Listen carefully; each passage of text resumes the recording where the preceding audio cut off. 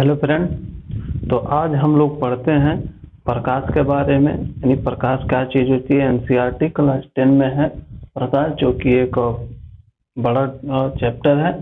इसके बारे में हम जानते हैं कि प्रकाश क्या चीज़ होता है, प्रकाश के नेचर क्या होते हैं, प्रॉपर्टीज क्या होते हैं और ये काम कैसे करता है। आगे और सारे देखेंगे, इसके बारे में पूरी जानकारी लेते हैं। तो आइए शुरू करते हैं। सबसे पहले देखते हैं कि प्रकाश जो है वो होती क्या है। तो सभी लोग जानते हैं प्रकाश एक लाइट है, यानी प्रकाश किसी वस्तु को हमें देखने में सहायता प्रदान करती है। यह प्रकाश एक ऊर्जा भी है, एक ऊर्जा के रूप में भी काम करती है। तो इसको हम अगर लिखना चाहें तो लिखने के लिए क्या लिख सकते हैं? लिखने के लिए लिख सकते हैं प्रकाश ऊर्जा का एक रूप है। जैसे और भी सारी ऊर्जा होती है, वैसे भी प्रकाश भी एक ऊर्जा है, ऊर्जा का एक रूप है जो हमें किसी वस्तु को देखने में संवेदना प्रदान करती है। देखिए इसका मतलब क्या है। लिखा है प्रकाश ऊर्जा का एक रूप है जो हमें किसी वस्तु को देखने में संवेदना प्रदान करती है। यानी प्रकाश ऊर्जा का ही एक रूप है, एक प्रकार की ऊर्जा ही है जो हमें इसी के कारण हमें कोई भी वस्तु दिखाई देती है। देखिए वो काम कैसे करती है। जैसे कोई प्रकाश, चारों तरफ प्रकाश है, हमारे चारों तरफ की चीजें हमें दिखाई दे रही हैं। तो मान के चलिए प्रकाश सबसे पहले उस वस्तु पे पड़ रहा है, वो वस्तु से फिर प्रकाश वहां से परावर्तन होके, यानी उस वस्तु से टकरा के हमारे आंखों तक आती है, तब वो वस्तु हमें दिखाई देती है। तो प्रकाश के कारण ही वो वस्तु हमें दिखाई देती है। ये इसकी परिभाषा हो गई। अब देखिए प्रकाश के कुछ गुण होते हैं।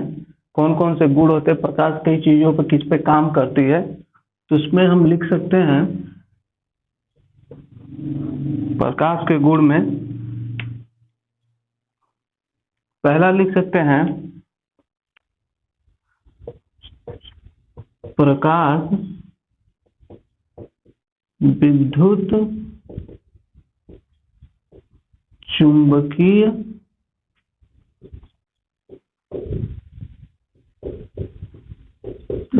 तरंगे होती हैं। विद्युत चुंबकीय तरंगे होती है, और विद्युत चुंबकीय तरंगे होने के कारण इनको ट्रेवल करने के लिए माध्यम की आवश्यकता नहीं होती है। तो लिख सकते हैं दूसरा, यहीं पे लिख सकते हैं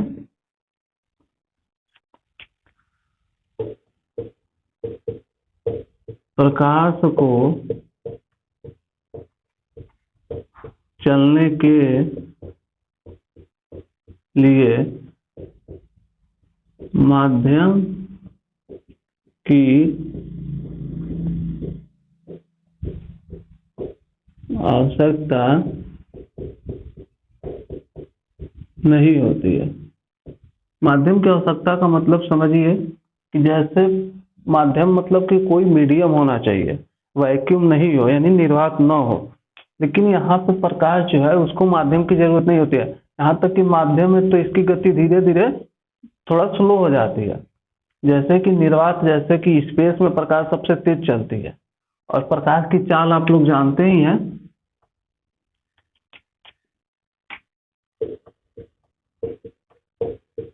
प्रकाश की चाल निर्वात में सबसे तेज होती है। तो निर्वात में कितना होती है? 3 × 10⁻⁸ मीटर पर सेकेंड, यानी एक सेकेंड में 3 × 10⁸, यानी 3 के बाद 8 जीरो लगा लीजिएगा, ये लगभग 30 करोड़ होगा। और 30 करोड़ मीटर एक सेकेंड में ट्रेवल करती है वो निर्वात में, जिसमें कोई माध्यम नहीं है। माध्यम का मतलब माध्यम तब हो जाएगा जैसे उसमें धूल, कण, गैस से जलवाष्प आ गए तो वो माध्यम में बदल जाए।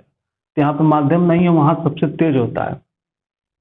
इसको अगर हम कहें सीक्वेंस में रहेगी प्रकाश की चाल किसमें सबसे अधिक होती है, सबसे अधिक होती है तो लिख सकते हैं सबसे तेज किसमें होता है, निर्वात में।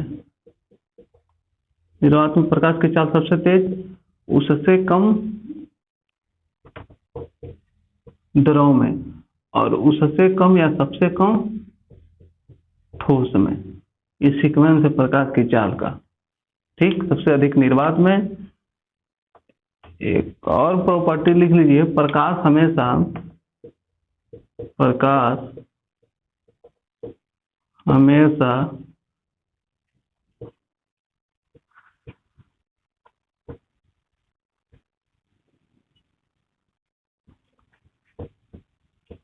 सीधी रेखा में चलती है। इसके कहने का मतलब है कि प्रकाश कभी भी मतलब अचानक से मुड़ती नहीं है, वो परावर्तन होता है वो भी सीधा ही होता है। मुड़ने का मतलब है कि ये सीधी रेखा में चलते हैं, एकदम सामने। जैसे हम टार्च जलाते हैं तो एक बिल्कुल सीधा जाता है, वो ऐसे कि नहीं कि सांप या नाक के जैसे इधर उधर मुड़ सकता है, वो बिल्कुल सीधा जाएगा। तो परावर्तन भी होगा वहां से, वो सीधा ही मतलब एक एंगल पे मुड़ता है। वो परावर्तन के नियम में आपको विस्तृत से बताया जाएगा। अब देखिए इन सभी को समझ लिए कि प्रकाश की चाल को थोड़ा सा और हम अच्छे से बता देते हैं। माध्यम और ये निर्वात क्या होते हैं, या फिर जैसे समझिए पर आप एक चीज और लिख लीजिए यहीं पे पहले।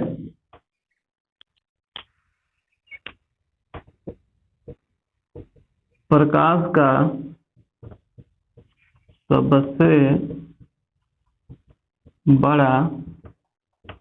सबसे बड़ा स्रोत क्या है प्रकाश का? सबसे बड़ा स्रोत सूर्य ही तो है। बिना सूर्य के हम चाहे कितनी भी कृत्रिम लाइटें बना ले, वो उपयोग नहीं हो सकती। अब देखिए स्रोत सूर्य है, सीधी रेखा में चलती है, प्रकाश की चाल जान चुके हैं। प्रकाश को चलने के लिए माध्यम की आवश्यकता नहीं होती है, विद्युत चुंबकीय तरंगे होती हैं। और समझिए जैसे सूर्य का प्रकाश पृथ्वी पर पहुंचता है, और कैसे पहुंचता है, कितने टाइम में पहुंचता है। मान लीजिए ये है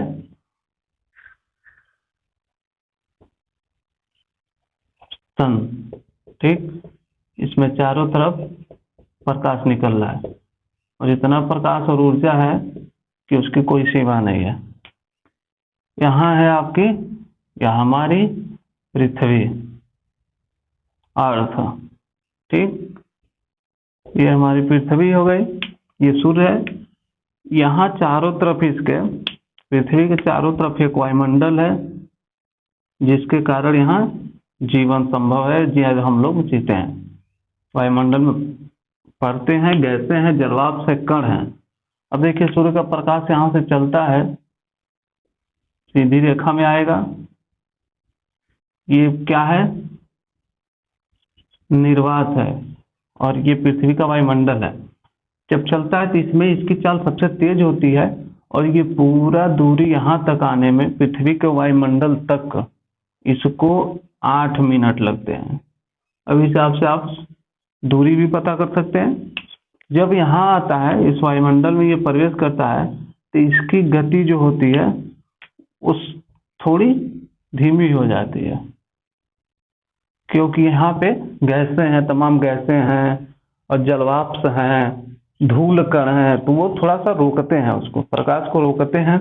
और इतना दूर चलने में, पृथ्वी के सतह तक आने में इसको लगता है 16 से 20 सेकेंड। 16 से 20 सेकेंड का समय लगता है, इधर 8 मिनट का लगता है। यानी सूर्य से वायुमंडल तक आने में 8 मिनट, और सूर्य वायुमंडल से और पृथ्वी के सतह में आने में 16 सेकेंड, 16 से 20 सेकेंड का लगता है। तो हम इसके लिए इसको डायरेक्ट कर देते हैं, डायरेक्ट लिख देते हैं पूरा, कि सूर्य के प्रकाश को, सूर्य के प्रकाश को